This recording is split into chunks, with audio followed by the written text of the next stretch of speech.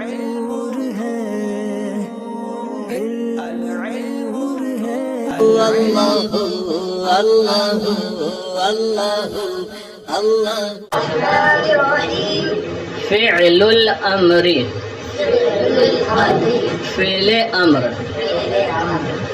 آج فعل امر کا بیان ہوگا انشاءاللہ۔ فعل امر کو آپ تسہیل المصادر میں پڑھ چکے ہیں اور آپ نے ابھی جلد یعنی ششماہی اول میں میزان کے اندر بھی بالتفصیل پڑھا ہے اور جگہوں پر بھی آپ نے فعل امر کو پڑھا ہوگا۔ تو فعل امر کا بیان ہے، پہلے چند مثالیں دی ہیں، یہ سب وہ مثالیں ہیں جن میں فعل امر ہے، جن میں فعل امر ہے۔ یہ مثالیں پیش کی ہیں، پھر انہی مثالوں کو سامنے رکھتے ہوئے کچھ آپ کو سمجھایا ہے، بحث کی ہے۔ یوں تو آپ جانتے ہی ہیں کہ فعل امر وہ فعل ہے جس کے ذریعے کسی کام کا حکم دیا جائے۔ فعل امر وہ فعل ہے جس کے ذریعے کسی کام کا حکم دیا جائے، اور بعض لوگ اس کی تعریف یوں بھی کرتے ہیں، فعل امر وہ فعل ہے جس کے ذریعے مخاطب سے کسی فعل کو انجام دینے کا مطالبہ کیا جائے۔ یہ تعریف بھی درست ہے۔ فعل امر وہ فعل ہے جس کے ذریعے مخاطب کو کسی کام کے انجام دینے کا، کسی کام کو کرنے کا حکم دیا جائے۔ مثال کے طور پر ہم نے کہا کہ سمیر پانی لے آؤ، تو یہ وہ فعل ہے جو ہم نے بولا جس کے ذریعے ہم نے مخاطب کو، سامنے والے کو، سمیر کو ایک کام کرنے کا حکم دیا، یعنی پانی لانے کا حکم دیا۔ تو بہرکیف فعل امر وہ فعل ہوتا ہے جس کے ذریعے مخاطب کو کسی کام کا حکم دیا جائے، کسی کام کو کرنے کا حکم دیا جائے۔ تو یہاں پر چند مثالیں ہیں جن میں فعل امر ہے، آپ پہلے انہیں دیکھ لیں، پھر آگے کچھ بحث ہے۔ الامثلہ، مثالیں۔ مثال نمبر 1، العب بالکرۃ، العب بالکرۃ۔ العب لعب یلعب سے ہے، تلعب تھا، علامت مضارع کو ہٹایا، پہلا حرف ساکن رہا، امر کے لیے حمزہ لے کر آئے، ٹھیک ہے، اور چونکہ پہلا حرف مضموم نہیں ہے اس لیے حمزہ مکسور لے کر آئے اور آخر کو ساکن کر دیا، العب ہو گیا۔ لعب یلعب سے فعل امر العب، لعب یلعب کا معنی ہوتا ہے کھیلنا، الکرہ مانے گیند، العب بالکرۃ تو گیند سے کھیل، فعل امر ہے، صیغہ کون سا ہے؟ واحد مذکر حاضر، ٹھیک ہے۔ مثال نمبر 2، اطعم قطک، تو اپنی بلی کو کھلا، تو اپنی بلی کو کھلا کہیں یا کھانا کھلا۔ اطعم یطعم اطعام، اکرم یکرم اکراما، باب افعال سے ہے یہ فعل امر، جیسے آتا ہے اکرم اطعم، اکرم اطعم، تو اطعم یطعم اطعام کا معنی ہوتا ہے کھانا کھلانا، کیا؟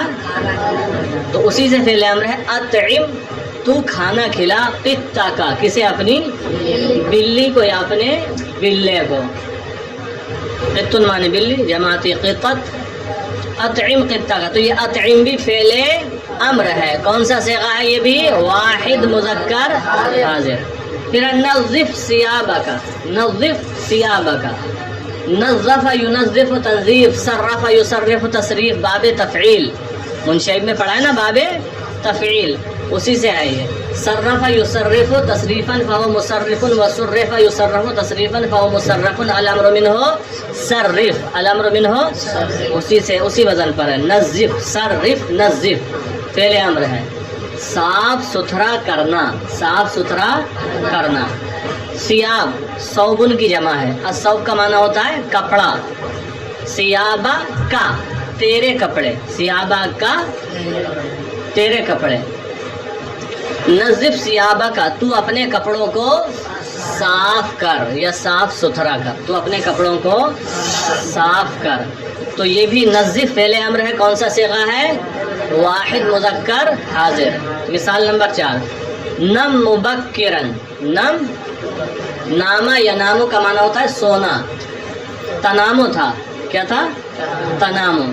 تا کو ہٹا دیا جب امر بناتے ہیں تو کیا رہ گیا؟ نامو. کیا رہ گیا؟ آخری حرف کو ساکن کر دیا. میم بھی ساکن، اس سے پہلے الف ساکن ہی تھا، الف گر گیا، کیا بچا؟ نم. کیا بچا؟ نم. نم مبکرن، مبکر جلدی. نم مبکرن، تو جلدی سو جا، تو جلدی سو جا. تو نم یہ بھی فعل امر ہے اور واحد مذکر حاضر کا صیغہ ہے. پھر تمہل فی السیل، فی السیر. تمہل یتمہل تمہل تمہلن فهو متمہل، الامر منہ تمہل. تقبل یتقبل تقبلا فهو متقبل، الامر منہ تقبل. تقبل تمہل، ٹھیک ہے، باب تفاعل سے. تمہل تو مہلت دے، تمہل تو مہلت دے. فی السیر چلنے میں، اس میں چلنے میں. تو مہلت دے چلنے میں کیا مطلب ہوگا؟ یہ تو بالکل لفظ کا ترجمہ ہم نے کر دیا. تو تمہل فی السیر کا معنی ہوتا آرام سے چل. چلنے میں مہلت دے یعنی آرام سے چل. تو تمہل یہ بھی فعل امر ہے. پھر ہے اجد مضغت طعام. اجد مضغت طعام، اجادہ یجیدو سے اجد کیا ہے؟ یہ بھی باب افعال سے ہے. جیسے عجیب آتا ہے تو جواب دے. اقیم تو کھڑا کر یا کھڑا ہو. اجد اچھے سے کر، اچھے طریقے سے کر. مضغت طعام، المضغو کا معنی ہوتا ہے چبانا. المضغو کا معنی اجد اچھے سے کر. مضغت طعام، طعام کا معنی کھانا. مضغت طعام مضاف مضاف الیہ، کھانے کا چبانا اچھے سے کر. یہ تو لفظ ٹو لفظ ترجمہ ہوا اور اس کا سلیس ترجمہ کیا ہوگا؟ اجد مضغت طعام، کھانے کو اچھی طرح چبا. کھانے کو اچھی طرح، کیونکہ جب اچھی طرح چبا کر انسان کھانا کھاتا ہے تو ہاضمہ بہتر ہوتا ہے اور جو نظام ہضم ہے اس کو بھی آرام اور سکون ملتا ہے. اجد مضغت طعام، کھانے کو اچھی طرح چبا. تو اجد بھی فعل امر ہے باب افعال سے. تو دیکھیے یہ 6 مثالیں دی ہیں. ان تمام مثالوں کے اندر پہلا والا جو کلمہ ہے وہ کیا ہے؟ فعل امر ہے. دیکھو ہر مثال میں 2 کلمے 3 کلمے ہیں نا. العب بالقرا، العب ایک فعل ہے، یہ بھی کلمہ ہے. کلمے 3 قسمیں ہیں نا، اسم فعل حرف. پھر بالقرا میں باہر سے جر ہے، یہ بھی ایک کلمہ ہے. القرا یہ بھی ایک کلمہ ہے. دوسری مثال اطعم قطہ کا، اطعم بھی ایک کلمہ ہے، قط بھی ایک کلمہ ہے اور کاف ضمیر بھی ہے. تو ان تمام مثالوں کے اندر جو پہلا کلمہ ہے وہ فعل امر ہے. اسی لیے بار بار کہتے ہیں کہ گزری ہوئی مثالوں میں پہلے والے کلمات یہی کہتے ہیں نا. تو انہی کلمات کی طرف اشارہ ہوتا ہے. چونکہ جو بھی بحث چلتی ہے اگر مضارع کی بحث ہے تو شروع کے جو کلمات ہوتے ہیں وہ فعل مضارع ہوتے ہیں. جہاں ماضی کی بحث تھی تو ان میں جو شروع کے کلمات تھے کیا تھے؟ فعل ماضی تھے. اب امر کی بحث ہے تو شروع کے کلمات فعل امر ہیں. تو یہ 6 مثالیں تھی. آگے بحث شروع ہو رہی ہے. لکھتے ہیں البحث، بحث. الکلمات الاولی فی الامثلۃ المتقدمۃ. اب تک لکھ رہے تھے فی الامثلۃ السابقۃ، یہاں لکھا الامثلۃ المتقدمۃ. تعبیر بدل دی، لفظ بدل دیا لیکن معنی وہی ہے. الکلمات الاولی پہلے والے کلمات، فی الامثلۃ المتقدمہ گزری ہوئی مثالوں میں یا پہلے پیش کی گئی مثالوں میں پہلے والے کلمات افعال کیا ہیں؟ افعال ہیں. الکلمات الاولی فی الامثلۃ المتقدمۃ افعال، پیش کی گئی مثالوں میں پہلے والے کلمات افعال ہیں. لأن كل منها يدل على حصول عمل في زمن خاص، اس لیے کہ ان میں سے ہر ایک کسی خاص زمانے میں کام کے پائے جانے پر، کام کے حصول پر دلالت کر رہا ہے. اس لیے کہ ان میں سے ہر ایک خاص زمانے میں کسی کام کے حصول پر یا کام کے پائے جانے پر دلالت کر رہا ہے. العب یہ کھیلنے کا جو کام ہوتا ہے اس کے پائے جانے پر دلالت کر رہا ہے. اطعم یہ جو کھانا کھلانے کا کام ہوتا ہے اس پر دلالت کر رہا ہے. اسی طریقے سے اور جو مثالیں اس میں دی ہیں جیسے نم یہ سونے کے کام پر دلالت کر رہا ہے. تمہل یہ کسی کام کو آسانی سے کرنے پر دلالت کر رہا ہے، اس لیے کہ ان میں سے ہر ایک خاص زمانے میں کسی کام کے پائے جانے پر دلالت کر رہا ہے. وَإِذَا تَدَبَّرْنَا وہاں تھا تدبرتا جب آپ غور کرو گے، یہاں ہے تدبرنا جب ہم بات ایک ہی ہے، صیغہ بدل گیا ہے. جب ہم سب غور کریں گے، اور کل تھا اذا تدبرتا جب تم سب غور کرو، ہم نے پہلے ہی کر لیا تھا. چلو وَإِذَا تَدَبَّرْنَا هَذِهِ الْأَفْعَالِ اور جب ہم ان فعلوں میں غور کریں. وَإِذَا تَدَبَّرْنَا هَذِهِ الْأَفْعَالِ اور جب ہم ان فعلوں میں غور کریں. وَجَدْنَا الْمُتَكَلِّمَ فِي كُلٍّ مِّنْهَا وجدنا تو ہم پائیں گے، تو ہم فی کل وجدنا المتکلم تو ہم متکلم کو پائیں گے. کس کو؟ متکلم. تفصیل المصادر میں آ جائیے. متکلم بات کرنے والا، تو جو بول رہا ہے، جو آرڈر کر رہا ہے نا، حکم دے رہا ہے، وہ بولنے والا ہے نا متکلم. تو ہم متکلم کو پائیں گے فی کل منہا ان کلمات میں سے ہر ایک کلمے میں. فی کل منہا ہا ضمیر انہی کلمات کی طرف لوٹتی ہے. وجدنا المتکلم فی کل منہا تو ان میں سے ہر کے اندر ہم متکلم کو پائیں گے. کس حالت میں پائیں گے؟ یطلب من المخاطب ویأمرہ ان یأتی عملا فی الزمن المستقبل تو ہم متکلم کو پائیں گے. متکلم کس حالت میں ہوگا؟ یطلب من المخاطب کہ وہ مخاطب سے مطالبہ کر رہا ہے. کہ وہ مخاطب سے کون مطالبہ کر رہا ہے؟ متکلم. یطلب کا فاعل وہی متکلم ہوگا جو اس میں یطلب میں ہوا ضمیر نکلے گی، راجع ہوگی متکلم کی طرف. یطلب من المخاطب کہ وہ مخاطب سے مطالبہ کر رہا ہے. ویأمرہ اور اسے حکم دے رہا ہے. ہمارا امر حکم دینا. ویأمرہ اور اسے حکم دے رہا ہے. ان یأتی عملا کہ وہ کام کرے، کہ وہ مخاطب سے مطالبہ کر رہا ہے. کون مطالبہ کر رہا ہے؟ متکلم.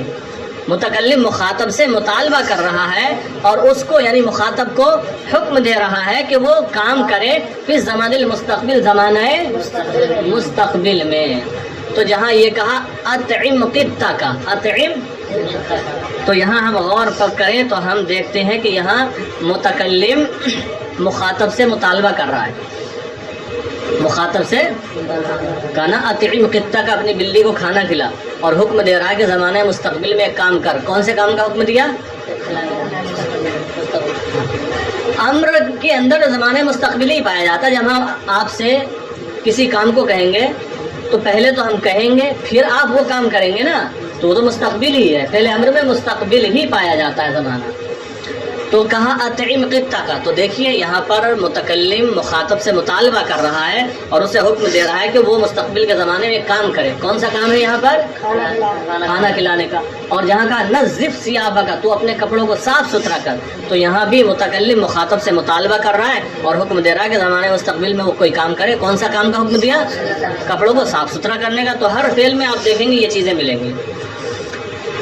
تو وجدنا المتکلم فی کل منہا ان سب کے اندر ہم متکلم کو پائیں گے. یطلب من المخاطب ویأمرہ کہ وہ مخاطب سے مطالبہ کر رہا ہے اور اس کو حکم دے رہا ہے ان یأتی عملا فی الزمن المستقبل کہ وہ کام کو انجام دے یا کام کرے زمانہ مستقبل میں.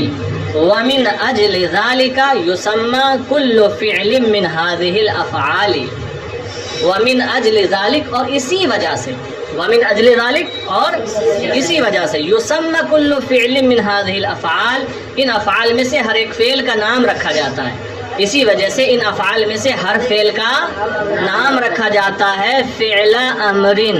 کیا نام رکھا جاتا ہے؟ فعل امر. فعل امر مت کہنا، جب ترجمہ کریں گے تو ہم فعل امر ہی کہیں گے. وہ تو عربی کے حساب سے لکھا ہوا ہے فعل امر.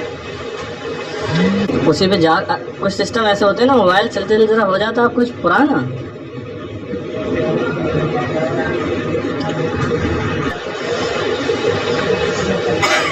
اسی وجہ سے ان افعال میں سے ہر فعل کا نام فعل امر رکھا جاتا ہے.